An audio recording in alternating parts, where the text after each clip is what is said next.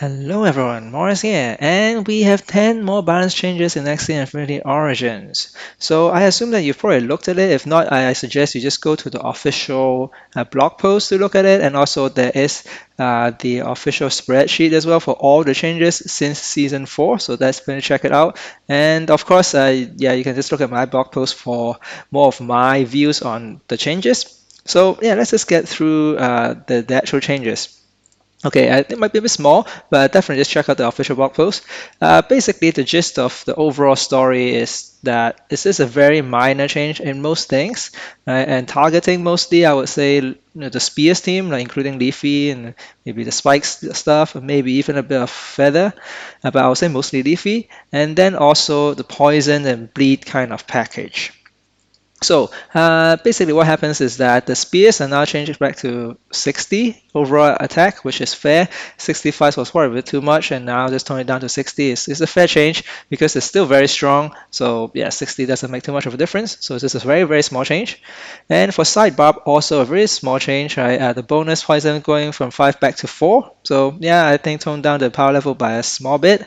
The bigger change I would say is definitely Dual Blade, Scarab, and the Iguana because those now apply 3 doubts instead of 4, and that could be quite significant because with 4, then effectively you have doubt on the opponent for 2 turns, whereas for 3 turns only, then that just means when I say 4 doubts, that just means kind of 2 rounds, all right? Whereas 3 doubt, that just means you apply it on the turn itself, and then next turn the opponent will have it, and then the third turn is when it's your turn again, and then the fourth turn the debuff will be gone, right? So it will actually only affect the opponent for 1 turn as opposed to 2, and that is pretty significant. Of course, you can still stack doubt, right? If you apply it twice, then of course it will have 6 doubt instead, and that will last for 3 rounds.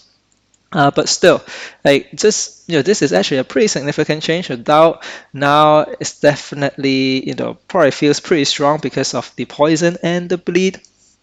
Yeah, so I think it could definitely change the dynamic of the game in terms of the power level of the bleed and poison. So I don't know. Of course, with the Mystic Rune, the Paralyzing Glare, I doubt is probably still gonna be like there forever. I feel, unless once and you have to probably get rid of the Paralyzing Glare XC first, and then you might be able to remove the doubt.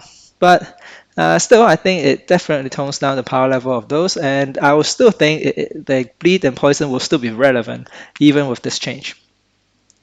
Okay, then we have the Frost Wrath also changed because it is actually scaling pretty fast, right? It went from 70, 90, and then already 110 if you have 3, which is pretty strong. So now they changed the scaling from 20 to 15, meaning I think it still starts from 70 damage and it's pure damage, so that hasn't changed. So that's the important part. It's still 70 pure damage, but now it adds 15 instead of 20, so it'll be 70, 85, then 100, and then 100 and 15, and so on. Right, so it scales quite a bit slower. So instead of 130 with 4, now you have 115, which is significantly weaker. So I think it is a good change because it was pretty strong. Okay, and then the other big change I would say is Last Stand. So Last Stand now upon activation it removes taunt, and it definitely helps because yeah, the last time was too OP, especially with taunt, right? Then you basically have to hit into that and waste a lot of attacks into last stand. So now it removes taunt, meaning you can now target other axes, which definitely helps in terms of playing around last stand.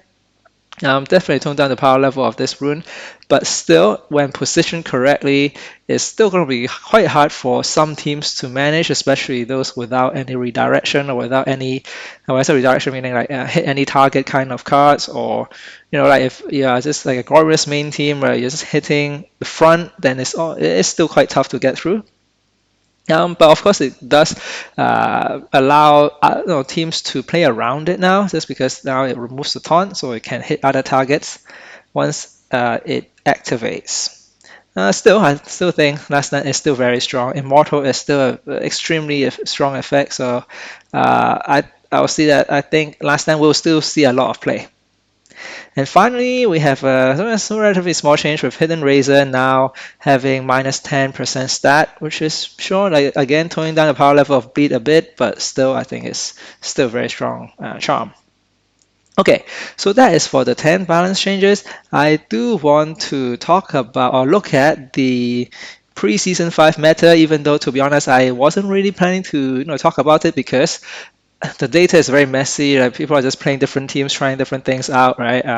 Not a lot of teams are very optimized at this point. Of course, you see the very top with the maybe like poison bleed kind of thing is very optimized, but like even top 100, there are teams that are not very optimized. So that's why the data is definitely very messy. But the reason why I'm actually wanting to talk about it is that I actually, there's found this new, very new resource called Axieboo.com.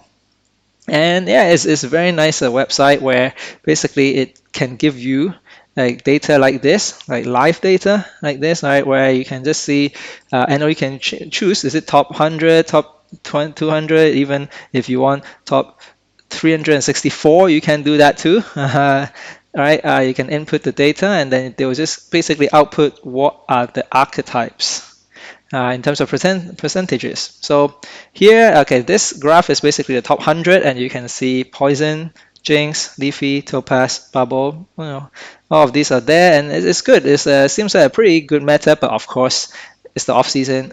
A lot of pro players are probably not playing. A lot of, not just pro, but like in general, a lot of players are not really playing in the off season because there's just not a lot of point. And yeah, so that's why people are just experimenting with different things.